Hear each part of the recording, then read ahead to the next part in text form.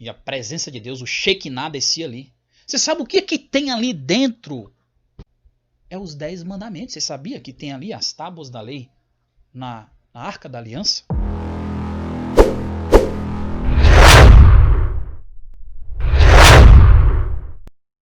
Mas a Arca da Aliança não apenas carrega os 10 mandamentos.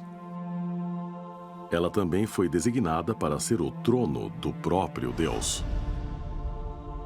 No livro do Êxodo, em seu 25º capítulo, o versículo é muito claro. Deus diz a Moisés: deixe-os fazerem um lugar sagrado para mim, e eu, Deus, habitarei entre eles. E seja para onde foi a arca, o poder de Deus foi com eles. A arca é construída como uma imagem do que seria uma arca celestial. Ela foi construída com 125 centímetros por 75 centímetros por 75 centímetros. Portanto, a arca deve ter estado em algum lugar em uma caixa retangular de pelo menos 90 por 152 centímetros. Ela foi revestida de ouro por dentro e por fora. E era para ter 2 anéis de ouro em cada um dos 4 cantos. E ela foi guarnecida com 2 mastros que corriam através dos anéis. E as ordens foram para que os mastros jamais fossem removidos dos anéis. E a tampa era para ser feita de ouro. E em cada extremo da tampa era para ter querubins ou anjos da guarda simples com asas. Mas por que era tão importante que a arca fosse construída com especificações tão exatas? Depois de a arca ser construída e os 10 mandamentos serem colocados dentro dela, os israelitas a carregaram com eles em seus 40 anos de êxodo através do deserto. A Arca da Aliança foi considerada poderosa porque era o lugar de encontro entre Deus e a humanidade. E por isso tinha de ser carregada pelos mastros para poder ser transportada sem ser tocada. Certas pessoas foram autorizadas a carregá-la e Arão, irmão de Moisés, e seus filhos, era uma função de prestígio. Mas tinha que saber o que se estava fazendo. A arca seria coberta por um tecido enquanto era carregada para que eles não pudessem ver o que estavam carregando. E foram dadas ordens rigorosas para que eles não levantassem o pano para tentar olhar e ver a arca. Mas por que a arca foi considerada tão perigosa que não poderia ser tocada ou sequer se olhar para ela? De como 2 ou 3 milhões de pessoas conseguem seu sustento num deserto. Portanto, que a arca deve ter realizado foi profundo. A Arca da Aliança era para proteger e sustentar os israelitas durante o êxodo. Mas como? O que nós podemos ler na Bíblia é que eles foram sustentados por algo chamado maná. E que vivia aqui no santuário da terra, onde o Shekinah, o Yom Kippur, que era feito ali uma vez por ano, aquele ritual, a presença de Deus descia ali. E ali, gente, tinha querubins de ouro, assim como no céu existe querubins que cobrem a presença de Deus, porque a glória é muito majestosa, é tremenda. Na terra tinha a Arca da Aliança enorme de ouro e os querubins, e ali era depositado o sacrifício, né, do arraial ali, da congregação, uma vez por ano, né, no Yom Kippur, ou e a presença de Deus, o Shekinah descia ali. Você sabe o que tem ali dentro? Eu falo assim, gente, porque as pessoas acham aquilo incrível, mas não meditam o que é que tem dentro da Arca da Aliança, gente. Elas não meditam. Elas observam ali e tal. Porque o principal dali é Deus, a gente sabe. A gente sabe.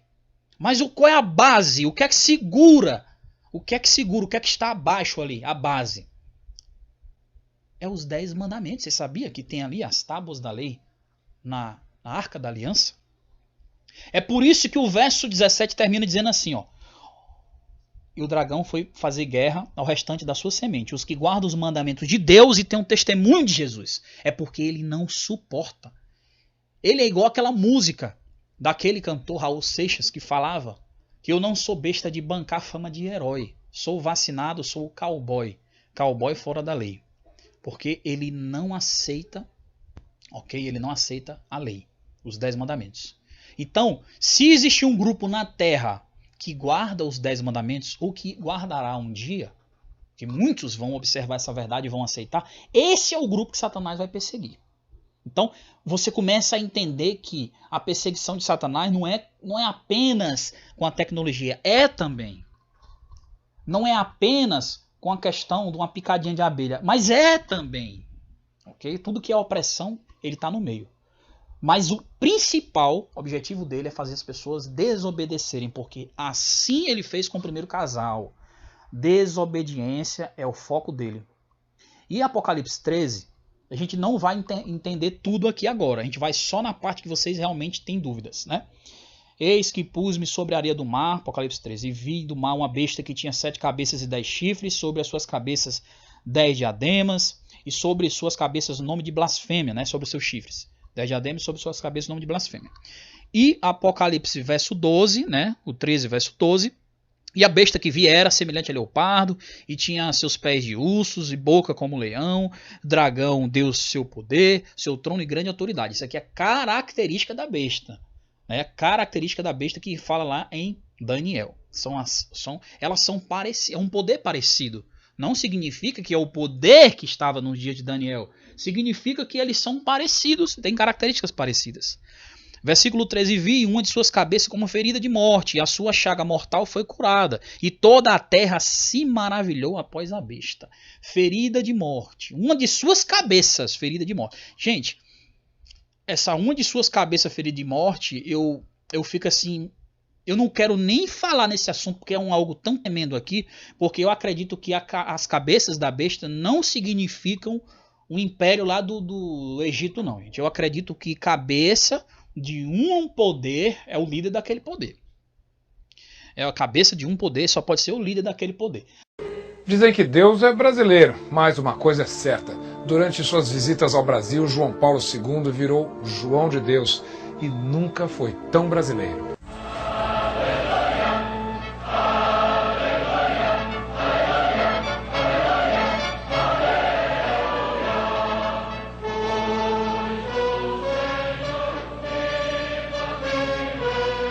Foi assim em Aparecida do Norte. E foi sempre assim nas 14 cidades visitadas pelo Papa. Nunca em toda a história do Brasil houve um fenômeno igual. Nem mesmo João Paulo II, acostumado às viagens e às multidões, teve multidões como estas nos 13 países que já tinha visitado. Jornais, revistas e rádios fizeram a maior cobertura da imprensa brasileira em todos os tempos. Calcula-se que 12 milhões de pessoas foram ver o Papa nas praças, nos estádios e nas ruas por onde ele passava. Mais de 50 milhões de pessoas acompanharam a visita do Papa pela televisão. Uma audiência jamais conseguida. Em alguns dias, as transmissões ao vivo chegaram a atingir o índice de 90% de audiência, índice que só foi superado até hoje pela partida final do Brasil na Copa do Mundo do México em 70. E nestes 12 dias em que o Papa esteve no Brasil, ficaram momentos inesquecíveis. Como no caso da mulher que conseguiu abraçar o Papa na chegada dele a São Paulo. Eu falei que eu queria a bênção de todo jeito, aí ele olhou assim pra mim, muito carinhosamente, me chamou, não vem, eu quero te dar a bênção sim. As duas freiras que romperam o cordão de isolamento e abraçaram o Papa na Catedral do Rio.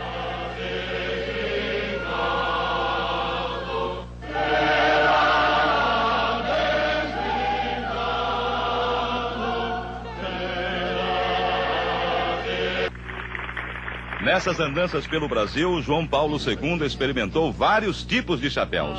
O de gaúcho em Porto Alegre, o chapéu de camponês em Recife e o chapéu de vaqueiro em Teresina, que era pequeno demais para ele. Não se pode levar na cabeça de mais grande. João Paulo II abraçou crianças no Rio. Em Curitiba, em Teresina. Eu quero ver o Papa, eu quero falar com o Papa. Ela está tentando levar esse presente para entregar ao Papa. Ela está Crianças que muitas vezes faziam tudo para abraçar o Papa, como esta menina em Salvador. Alcançar as escadarias para levar até o Santo Papa esta criança e que ela faça então a entrega do seu presente, que é um presente da Bahia.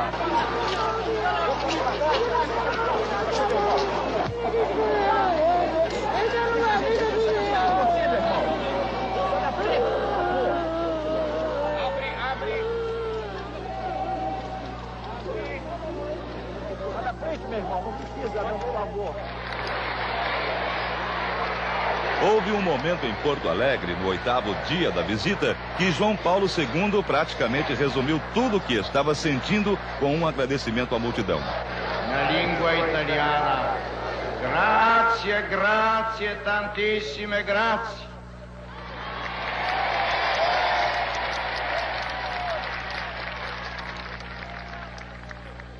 Na língua polonesa, stokrotne Bóg zapłać.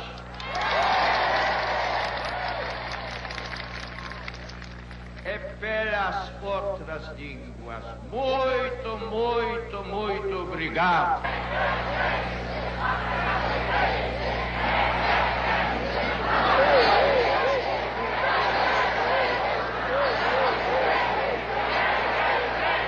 Mas eu não posso pensar assim, eu tenho que ler na Bíblia isso. Se eu achar dizendo que é algum poder, alguma coisa, é um líder de lá, um rei de lá, aí sim, aí eu vou ter que aceitar. Mas depois a gente lê sobre esse tema. O foco aqui é essa picadinha, Luciferase, essa perseguição que vai ter, né? Esse é o foco. Então, a ferida dessa besta foi curada. Isso aqui, se uma das cabeças foi morta, ou está dizendo que vai ser curada. É isso que o texto está dizendo. Pode ser que seja outra coisa? Pode. Essa profecia é digna de estudo, né? Não é digna de dogma. Isso aqui é estudo. Agora tem um estudo, tem que ser assim, muito apurado, gente. Não pode ser assim uma coisa solta, não. Ali, ó, tem que ser precisa ali a profecia, né?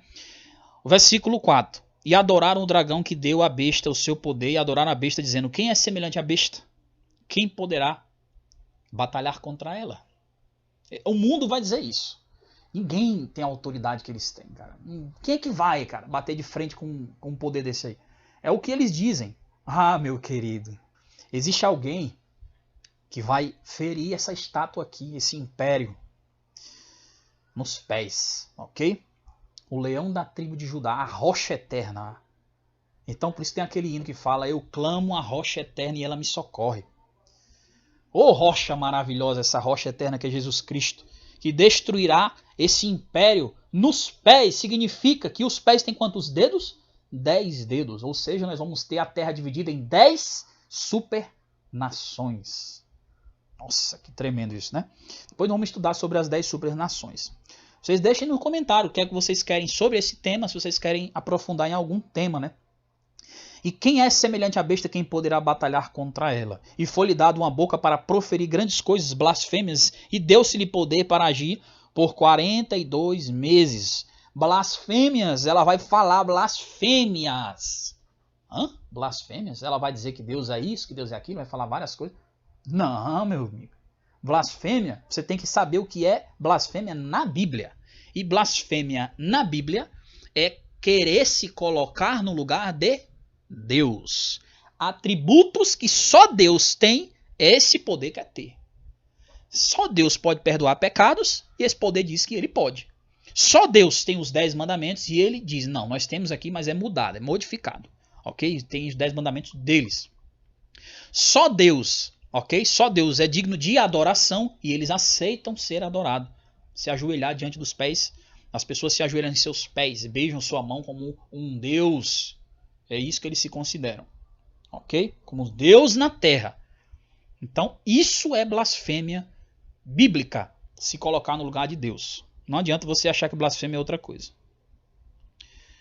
E deu-se-lhe poder para agir durante 42 meses e abriu sua boca com blasfêmia contra Deus para blasfemar o seu nome, o seu tabernáculo e dos que habitam nos céus. Isso aqui é profundo, viu? Não é só blasfemar contra Deus, é para blasfemar de seu nome, blasfemar do nome de Deus e do seu tabernáculo. Gente, é uma coisa absurda isso aqui, ó. E daqueles que habitam nos céus. Como é que a gente vai entender isso aqui? Continuando lendo. Não tem como, meus queridos. A Bíblia, ela tem que ser lida. Ela tem que ser esquadrinhada. Examinada igual você vai para uma faculdade de medicina, você pega tudo sobre aquela enciclopédia gigantesca sobre drogas, sobre patologias, que é isso que a medicina estuda bastante, né? Doenças e patologias. E você entende sobre aquela, e domina sobre aquilo ali. Você não adianta, cara, você dá uma lida aqui e vai falar besteira, não. Não é assim que entende. Eu não posso dizer que... Quem sou eu, cara? Eu sou desculpa o termo, eu sou um menino, eu sou uma criança sobre esse assunto aqui. Eu só estudo com gente que eu vejo ali o amor de Deus na vida daquelas pessoas. Eu não estudo essa palavra aqui quando eu vejo... A gente sente, meus irmãos, quando a pessoa está cheia de si, quando ela não tem o Espírito Santo ali puro no coração dela ali, que ela precisa de misericórdia para entender. E a gente percebe a sinceridade. A sinceridade conhece a sinceridade. A verdade conhece a verdade. E eu só estudo aqui quando eu vejo que a pessoa, com aquele irmão que tem o Espírito Santo, que a gente vê ali a clareza, entendeu? Deus falando. E mais ou menos aí, mais de 10 anos que eu estudo esse tipo de assunto. Para quem quer saber, eu estudo isso aqui há mais de 10 anos. E vamos lá. Deu-se-lhe grande poder sobre toda tribo, língua e nação, e foi-lhe permitido fazer guerra aos santos e vencê-los. E deu-se-lhe grande poder. Ok, eu li invertido, mas é isso. Eles foram, o verso 7 fala que foi permitido fazer guerra aos santos. Então vai ter guerra, meus queridos. O povo está dizendo que vai ter, o povo não vai passar pelas guerras, a grande tribulação que vai ter. Eles estão dizendo que vão para o céu antes. Mas o verso 7 está dizendo, foi-lhe permitido fazer guerra aos santos e vencê-los. E aí? Será que os santos não vão passar por essa guerra aqui? O número de mártires não foi completado. Você sabia disso? Tem aqui. No tema que fala sobre os 144 mil, fala que o número dos mártires não foi completo. Você tem coragem de morrer por amor a Deus? No passado, os servos de Deus, ok? Eles morreram por amor a Deus. Só que hoje, os crentes de hoje, não, Deus não vai deixar. Nós vamos para Sião, irmão. Vamos dar glória lá em Sião. Deixa aqui na terra o povo ruim. Não vamos passar por nada. Meus queridos, ei. A nossa fé tem que ser provada, meu filho. Não é assim, não. Foi-lhe permitido fazer guerra ao santo e vencê-los. Ok? Vencer em quê? Porque Deus permitiu isso. Mas é momentaneamente. É uma vitóriazinha ali momentânea. E adoraram o dragão que habita sobre a terra, esses cujos nomes não estão escritos no livro da vida do Cordeiro e que foi morto desde a fundação do mundo. Quem vai adorar o dragão? Aqueles dos quais o nome dele não estão escrito no livro da vida. São pessoas que negaram, foi chamado, não foram. E aos poucos, nos registros celestiais, os seus nomes foram apagados. Tá bom? Foram apagados. E essas pessoas é que vão adorar, é que vão perseguir, é que vão lutar contra aquelas pessoas que querem adorar o verdadeiro Deus, o Eu Sou, o grande, o todo-poderoso, o eterno. A ele seja a glória. E nós somos pequenos. Ele é o que merece. Somos nada diante dele. Somos gafanhotos diante da sua presença. Tá bom? Se alguém tem ouvidos, ouça. E se alguém leva cativeiro, em cativeiro irá. Se alguém mata a espada, é necessário que morra e que seja morto a espada. Perdão. Aqui está a paciência dos santos. Ok? E a fé dos santos. Sempre esse versículo aqui, tá bom? Fala sobre um grupinho que ele persevera, cara. Eles têm paciência. Eles não desistem da fé. Eles ali, ó, é a perseguição. É que nem diz o outro, é o pau quebrando, meu irmão. E o cara não desiste dessa ideia, dessa obsessão de guardar os mandamentos de Deus, de não se corromper. Ok? O versículo 12. E vi subir da terra outra besta que tinha 2 chifres, semelhante aos de um cordeiro, e falava como dragão. Olha isso. Uma besta que tinha que tinha 2 chifres e que tinha uma vozinha de cordeiro. Ela até pregava questões de liberdade, né, um poder que falava coisas boas, né, falava até de Deus, né, um país protestante, um país, uma besta, um poder, líderes, reis, né, por presidente, um presidente ou um grupo, né, porque não é um presidente só, é um país do qual vem vários presidentes, tá bom? Porque isso aqui é para os últimos dias, gente, e nos últimos dias nós temos países, né. Então vamos dar uma ideia aqui dentro da interpretação que eu defendo com unhas e dentes, e a defesa aqui é uma defesa com base, gente. Então esse país aqui, ele fala como um cordeiro, mas tem voz de dragão, tá bom? Se ele fala como um cordeiro e tem voz de dragão, será que tá gravando, meus queridos? 41 minutos. Mas tem que ser esse tempo aí, porque o povo tá com muita dúvida e tem que bater na Bíblia, né? Tem que responder as verdades com a palavra de Deus. Nós não temos autoridade nem conhecimento suficiente para tirar da nossa mente. Aqui tem que ser com a Bíblia, né? Então, chifre semelhante, esse animal que sai da terra, o outro saía do mar, aquela primeira besta que sai do mar, que sai das multidões, e agora nós estamos vendo uma besta que sai da terra. 2 poderes vão se unir contra o povo de Deus. E esse que sai da terra, é dele que vem a marca da besta. A imposição dessa marca de autoridade vem de onde? Da primeira besta ou da segunda? Da segunda. Da besta que emerge da terra. Que fala bem bonitinho. Eles falam, oh meu Deus, eu sou um povo, nós somos um povo cristão. Nós somos um povo de amor. Nós somos um povo de liberdade. Ok? Na verdade, eles têm essa característica. Né? Eles passam essa ideia para o mundo, mas falam como dragão. Que falava como dragão. O versículo 12, ele fala que exerce todo o poder da primeira besta na sua presença e faz que a terra e os que habitam nela adorem a primeira besta cuja ferida mortal foi curada. Então aqui só tem 2 interpretações ao meu ver, mas eu entendo que aqui foi a ferida mortal que foi curada através do Tratado de Latrão. O Papa foi preso, tá bom? Isso tem data histórica. Depois que ele foi preso, que perdeu a sua autoridade, que é o papado perdeu o seu poder, ali foi a ferida mortal. Essa é a primeira linha interpretativa, tá bom? Ele morreu em cativeiro, é por isso que fala, aquele que fere a espada, é necessário que seja ferido a espada também. Então, é que seja morto também. Então, ele foi levado em cativeiro, foi preso, e onde é que a ferida mortal foi curada? Foi quando outro papa, ok, recebeu, através do Tratado de Latrão, a autoridade legislativa de poderio da sua nação. Ele se tornou um rei. E isso significa a primeira interpretação, que é a ferida mortal sendo curada, quando o Papa recebe a autoridade novamente. Mas existe uma linha interpretativa muito mais polêmica, que eu não tô chutando não, sabe, gente? Eu tô assim olhando, eu tô analisando essa linha, que fala que uma de suas cabeças foi golpeada de morte. Tá bom? E eu falei para vocês que cabeça de uma besta significa o líder dela. É ou não é? Tem ou não tem assim um pouco de base? Pois então analise essa linha de interpretação. Uma de suas cabeças sendo morta e voltando a ressuscitar, não significa que Satanás pode inventar uma ressurreição aí de um dos papas, possivelmente o mais amado. Gente, isso aí também tem um pouco de... porque faz com que seja adorado essa besta aqui, que a ferida mortal foi curada, entendeu? É como se dissesse assim, vocês vão ter que adorar, porque ele é Deus. Olha isso, ele ressuscitou.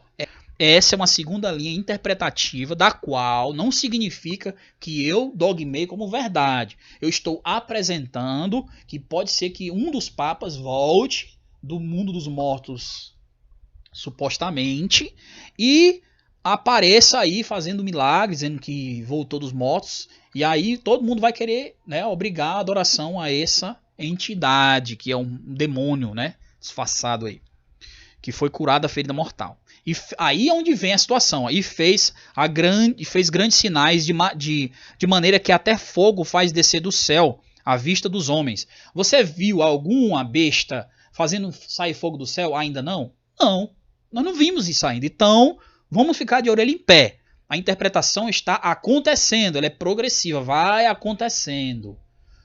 Entendeu? Vai acontecendo. Vamos tirar um pouco do preconceito e vamos achar, até para os nossos irmãos adventistas, que eu amo bastante, que isso aqui está acontecendo. Não adianta a gente, os pioneiros, não sei o quê. Até o Espírito de Profecia, Ellen White fala que essa verdade aqui, as coisas da Bíblia, ainda vão ter que ser, muita coisa vai ser descoberta, gente.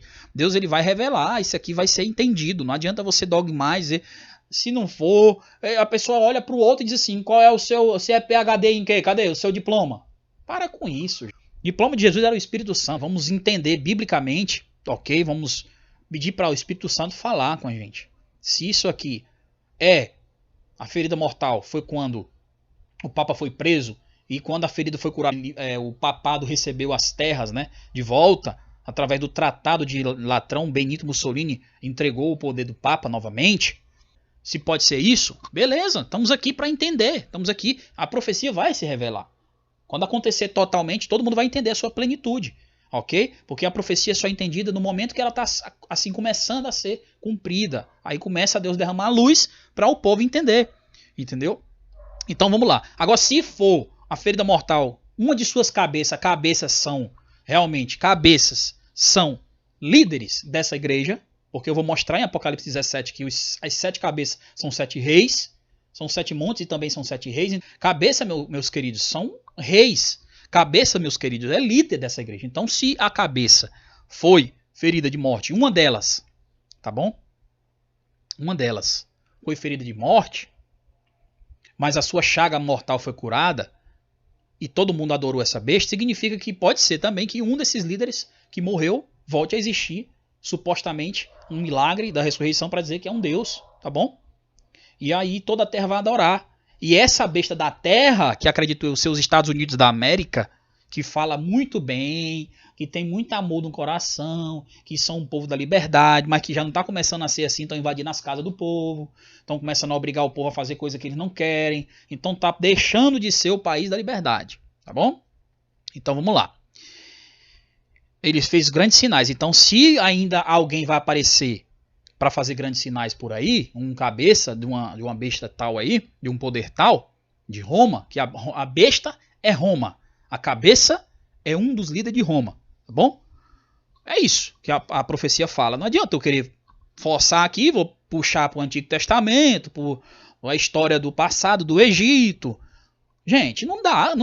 Mas as características desse império totalmente com o Egito, porque na cédula tem a pirâmide do Egito. Sim, característica do povo de Deus é o povo que guarda os mandamentos, e a característica do povo do anticristo, ou do líder, né, do anticristo, tem a ver com o Egito, claro. Mas não significa que eu vou pegar agora em linha de interpretação e puxar lá para o Egito, não, gente. Começa a perder o sentido de profecia. Profecia é revelar o futuro, não é o passado, não é puxar o passado. Então vamos lá, né? Vamos entender a Bíblia como ela quer ser entendida e não como eu quero que seja, entendeu?